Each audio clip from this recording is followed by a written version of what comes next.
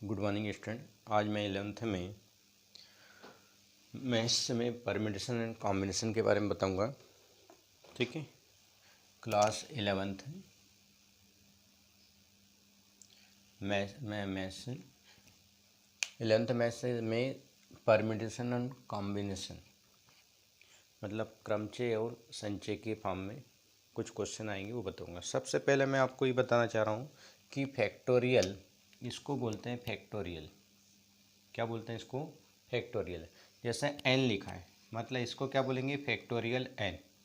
अब इसकी वैल्यू होती है, जैसे मान लो फैक्टोरियल 2, इसका मतलब होता है 2 इंटू 1, एक एक कम होता जाता है।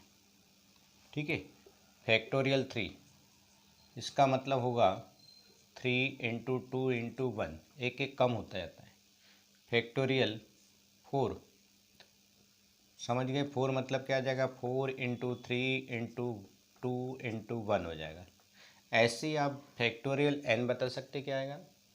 ये आएगा, देखिए फैक्टोरियल n की वैल्यू होती है n, n-1, n-2, n-3। आप बताओगे कि कहाँ तक जाएगा, तो ये जाएगा 5, 4, 3, 2, 1 तक जाता है। ठीक है, मतलब जैसा फैक्टोरियल 3 लिखा है, इसको हम लिख सकते हैं 3 इंटू 2 इंटू 1 लिख सकते हैं।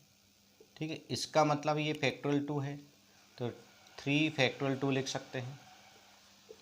ठीक है, मतलब ऐसा भी लिख सकते हैं फैक्टोरियल 3 को 3 2 होता है। तो इसी टाइप से फैक्टोरियल n है, तो क्या लिख सकते हैं? n की वैल्यू 3 है, तो क्या लिख सकते हैं? n फैक्टोरियल n-1 भी लिख सकते हैं। समझ में आ गया? यहाँ पर n रख दिए, 3 के स्थान पर n रख दिया, तो फैक्टोरियल n की वैल्यू और क्या होती है? n factorial n-1। ठीक है, मतलब ये पूरा फैक्टोरियल n-1 होता है।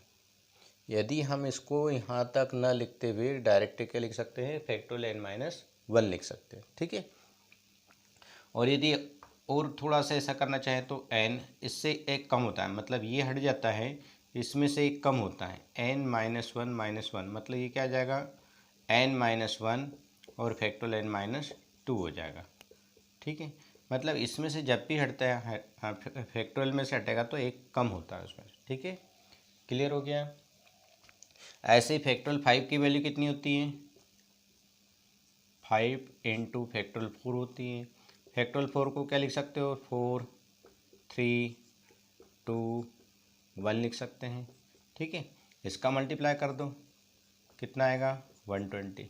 मतलब फैक्टोरियल 5 की वैल्यू कितनी आ गई? 120। ऐसे फैक्टोरियल 4 को क्या लिख सकते हैं? 4 इंटू एक कम होता है, 4-1 3 होगा।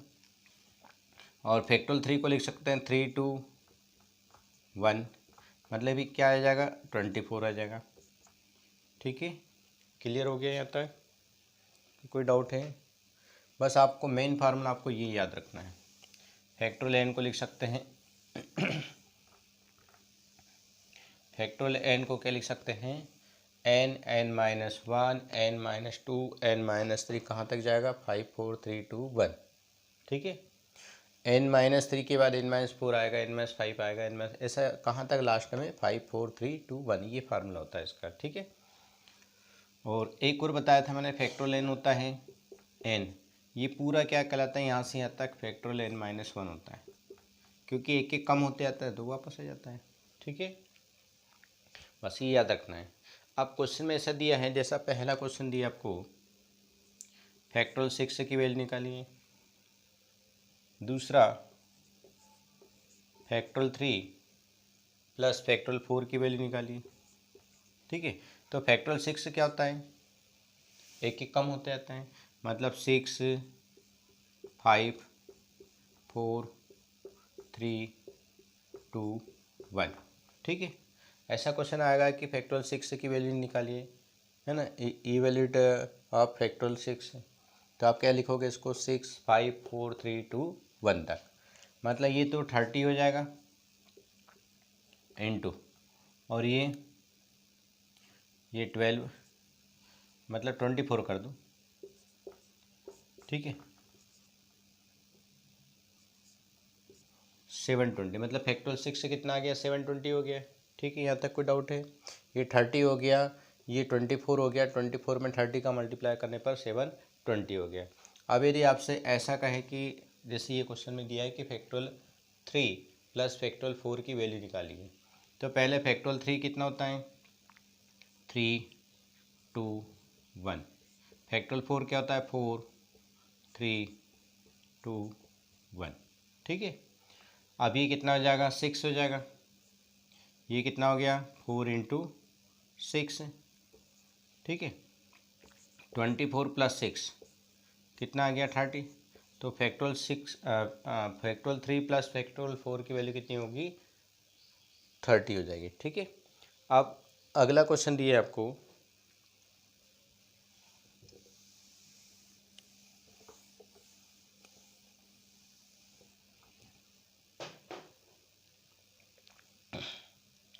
Factorial 7 plus minus factorial 7 minus factorial 6 की वैल्यू निकालिए।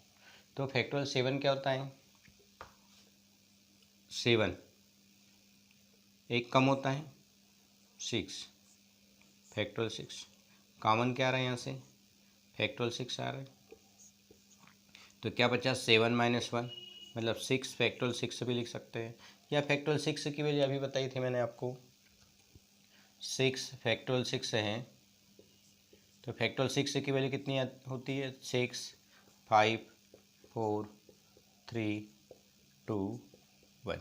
ठीक है, मल्टीप्लाई करना, ये 30 हो गया और ये 24 हो गया, 720 होता है भाई, इसमें मल्टीप्लाई कर देना। ठीक है,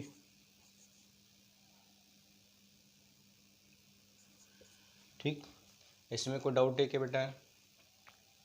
ठीक है, यहाँ तक कोई डाउट हो तो बताओ मुझे।